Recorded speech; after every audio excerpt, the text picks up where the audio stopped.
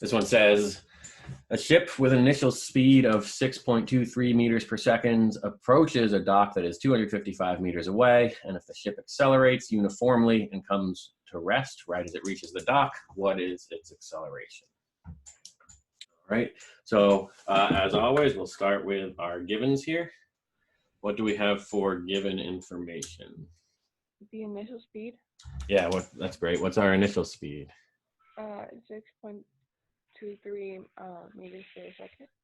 Right. So our VXI, our initial velocity, is 6.23 meters per second. Good. What else? We have the final velocity as well. Yeah. What's the final velocity?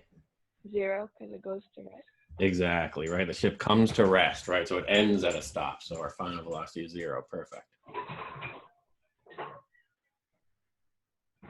And one more given we have from here. Right. What's that going to be? The distance. Mm-hmm. Which would be 255 miles away. Yeah. 255. Is it miles? Or I'm sorry, meters. Meters. Right. Thanks. Great. Okay, so those are our givens, right? And what are we looking for? What's the unknown?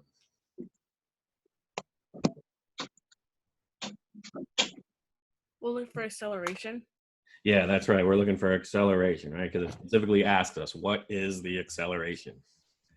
So AX, that's our unknown. There's our question mark. Good. So now, what will we do next? We need to pick an equation, right? We've got our givens and our unknown. Which equation has the same symbols as our givens and our unknown in it?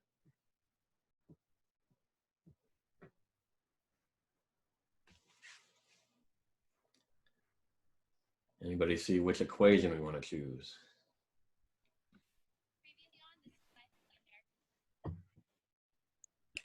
Do the second one?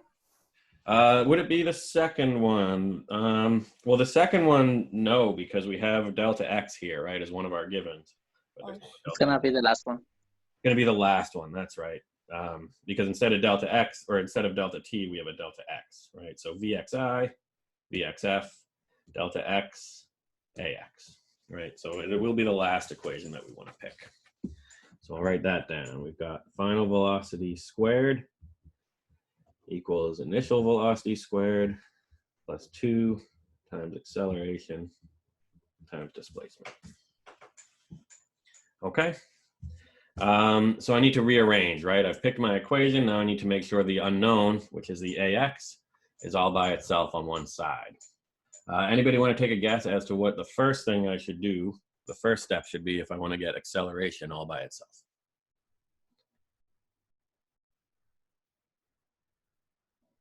We had to divide the delta x and 2. Yeah, well, you're right. We are going to need to divide the delta x and the 2, but we can't do that just yet, because if we divide by 2 times delta x, we have to divide everything on this side, right? So we have to subtract the initial velocity on both sides? Yeah, exactly, right? We have to subtract this piece, right, that's being added on to the term that contains our unknown. So the first thing to do would be to subtract the VXI squared. Right, so on this side we have VXI squared and a minus VXI squared, right? So those will cancel. And we'll have to do it on this side as well. So we have final velocity squared minus initial velocity squared equals 2 times acceleration times displacement. And now what do we need to do? And that's what you've already said, right, Jose? Now we can just divide 2 by delta x. Right. Good. Now if we divide by 2 times delta x, the delta x cancels out, and the 2 cancels out on this side. And we have to do the same thing to the other side. Okay, so if I rewrite, now I've got acceleration all by itself, and that's my final squared minus initial velocity squared over 2 times displacement. Okay, so that's step 4. We rearranged. Acceleration's all by itself. The next step is to plug in our numbers. So final velocity was 0. 0 squared is still 0.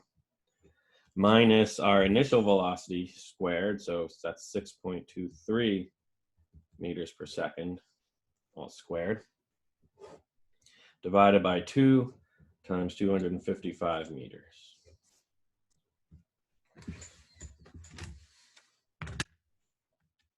All right, so, well, 0 minus 6.23 squared and divided by 2 times 255. And that looks like we're going to get a small acceleration and a negative one. Negative 0.07, oops, sorry. Negative 0. Oh, that was right. 0.76 meters per second squared would be our acceleration. And we can see it's meters per second squared because if we have meters squared over meters, we're left with just 1 meters, and then we have seconds squared in the denominator, so we have seconds squared. It's a small acceleration, but we've got a big ship slowing down and coming to a stop, and that big ships don't usually slow down very quickly. It's going to be a small acceleration. And we have a negative acceleration because it's slowing down, right? If it's moving in the positive direction and slowing down, we're going to have a negative acceleration. Okay, any questions on today's problem of the day, how we got the answer, how we did any of the steps?